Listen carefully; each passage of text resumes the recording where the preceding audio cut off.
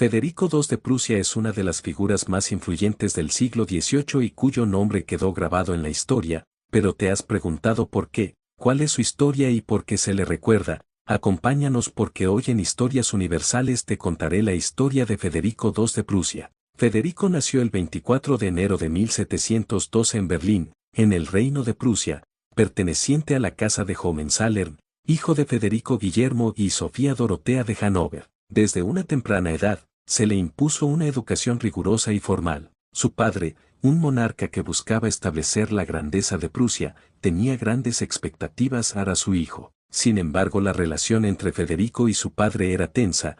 Federico recibió una educación humanista que incluía estudios de historia, filosofía, literatura y música. Era un niño inteligente y curioso, con un interés particular por la cultura y las artes. Se destacó en música, especialmente en el arte de tocar la flauta y desarrolló un aprecio por la filosofía, influenciado por pensadores como Voltaire, de quien hablaremos más adelante. La vida de Federico II estuvo marcada por conflictos familiares. Su relación con su padre fue complicada, ya que Federico prefería a su hija mayor, la princesa Sofía. Además, su madre tenía una influencia significativa sobre él, fomentando su amor por la cultura y el arte, pero también exacerbando la tensión con su padre. A los 18 años, Federico intentó escapar de la estricta disciplina de su padre. En 1730, planeó huir a Inglaterra con su amigo Hans Hermann von Katte. Sin embargo, el intento de fuga fue descubierto y resultó en el arresto de Federico y en la ejecución de von Katte,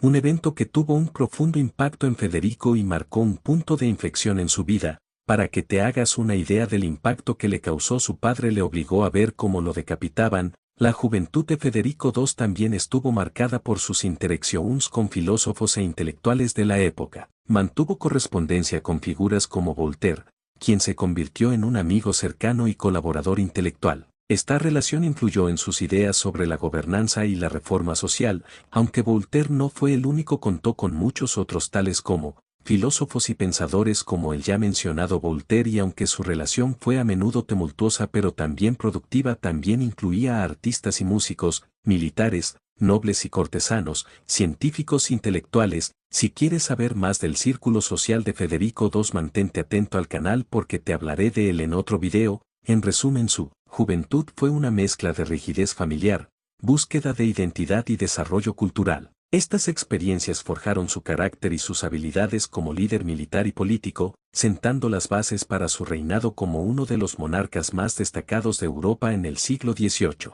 En 1733 Federico II se casó con Isabel Cristina de Brunswick, aunque la unión fue más política que romántica. Este matrimonio no fue feliz y se caracterizó por la separación física y emocional. A pesar de esto, Federico continuó desarrollándose como líder militar y político. Federico II ascendió al trono tras la muerte de su padre, Federico I, el 25 de febrero de 1740. Su padre había establecido el Reino de Prusia como un estado importante en Europa, pero Federico II tenía ambiciones más grandes. Al poco tiempo de asumir el trono, Federico II vio la oportunidad de expandir su territorio invadiendo Silesia, un rico ducado que pertenecía a Austria. La muerte del emperador José y la ascensión de María Teresa al trono austriaco crearon un contexto favorable para sus ambiciones. En diciembre de 1740, Federico II decidió invadir Silesia. La campaña comenzó con una rápida movilización de tropas prusianas y una serie de movimientos estratégicos,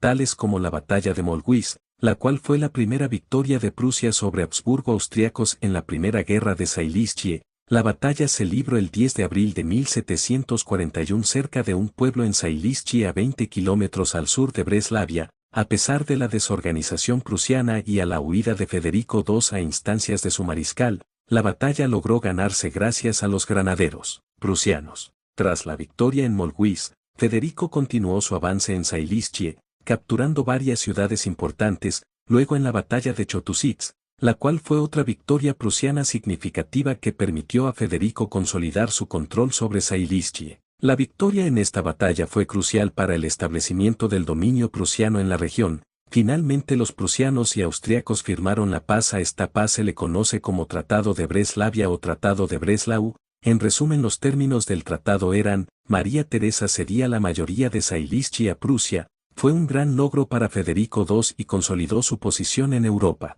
Pero la historia no acaba ahí, pues la emperatriz María Teresa consideraba que la pérdida de Zailíschi era inaceptable y buscaba recuperar la región, y Federico II deseaba afianzar su dominio en Zailíschi y expandir su influencia en Europa Central.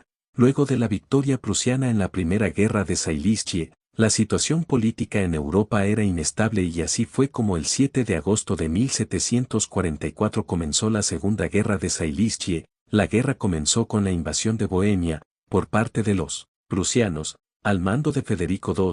Sin embargo, no les fue tan bien, ya que a pesar de haber atacado primero, sus líneas de suministros estaban sobreextendidas y Federico buscaba una batalla con los ejércitos austriacos, que cerrase victoriosamente la campaña. Sin embargo, no pasó. Los austriacos se limitaron a adoptar fuertes posiciones defensivas, desde las cuales pudieran cortas las sobreextendidas líneas de suministros prusianas, y para finales de octubre, la posición prusiana en Bohemia era insostenible, y para colmo Sajonia había entrado en guerra contra Prusia, haciendo aún más difícil la situación estratégica de Federico. En una rápida sucesión, cayeron varias ciudades en manos austriacas, y tras una penosa retirada, las tropas prusianas sufrieron hambre, tifus y disentería. Comenzaron la retirada el 9 de noviembre, la guerra se estaba tornando a favor de Austria. Además, las reservas acumuladas por Federico Guillermo se habían agotado, por lo que Federico tuvo que permanecer a la defensiva. Los austriacos y prusianos se enfrentaron en la batalla de Hohenfriedberg, obteniendo una victoria decisiva sobre los austriacos. Luego ambos se enfrentaron nuevamente en la batalla de Soule, el 30 de septiembre de 1745, en la cual los prusianos obtuvieron otra victoria significativa sobre los austriacos, y luego de la batalla de Kesselsdorf, la cual aseguró la guerra a favor de Prusia. La guerra terminó con el Tratado de Dresde. Según los términos del acuerdo, Federico II reconocía a Francisco de Lorena como emperador del Sacro Imperio Romano Germánico. De este estado europeo hablaremos en futuros videos, y a cambio de reconocer a Francisco, Prusia mantenía el control de Zailíschi, y así termina la Segunda Guerra de Zailíschi.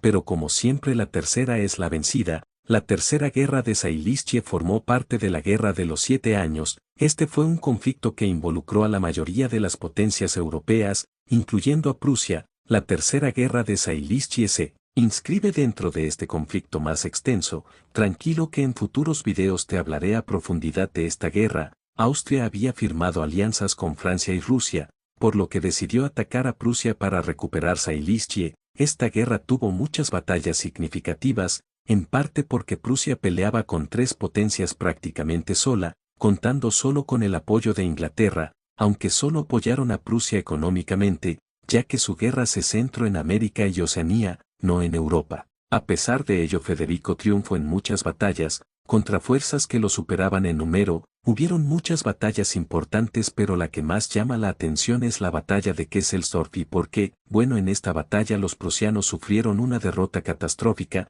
en la cual Federico casi es capturado por sus enemigos, ya que se negó a huir y abandonar a su ejército. Sin embargo, a pesar de su derrota, los rusos aún le temían, por lo que no aprovecharon al máximo su victoria. Es en esta batalla donde Federico dice una de sus frases más célebres: Kesselsdorf fue mi escuela. El golpe de suerte vino en 1762, cuando las tropas rusas se retiraron por la muerte de Isabel, la cual era la emperatriz de Rusia, y ascendió al trono Pedro III, quien era gran admirador de Federico. Esto cambió el equilibrio de poder en favor de Prusia. Finalmente la guerra acabó con la firma del Tratado de Hubertusburg en 1763. Este tratado confirmó la posición prusiana de Zailíschi, estableció un nuevo equilibrio de poder en Europa y puso fin a las hostilidades entre Prusia y Austria. Esto hizo que Prusia se alzara como potencia, y de aquí en adelante a Federico se le conocerá como Federico II el Grande. Después de la guerra, Federico se dedicó a fortalecer el Estado prusiano y a consolidar su poder. Implementó reformas administrativas y fiscales que modernizaron el Estado prusiano, patrocinó las artes y la filosofía, incentivó el desarrollo agrícola, alentó a la colonización de tierras despobladas y buscó mantener un equilibrio de poder en Europa. Finalmente murió en 17 de agosto de 1786. Federico pidió ser enterrado cerca de su palacio en Potsdam, en un lugar que no fuera ostentoso. Pidió que su cuerpo fuera colgado en una especie de sarcófago abierto, para que sus súbditos pudieran verlo y rendirle homenaje. También deseaba que su ceremonia de entierro fuera sencilla y sin excesos. También se dice que deseaba ser enterrado junto a sus perros, reflejando su cariño por los animales. Hasta aquí el video de hoy. Si te ha gustado dale like, suscribirte y comparte, para que otros conozcan la historia de Federico II el Grande. Hasta otra.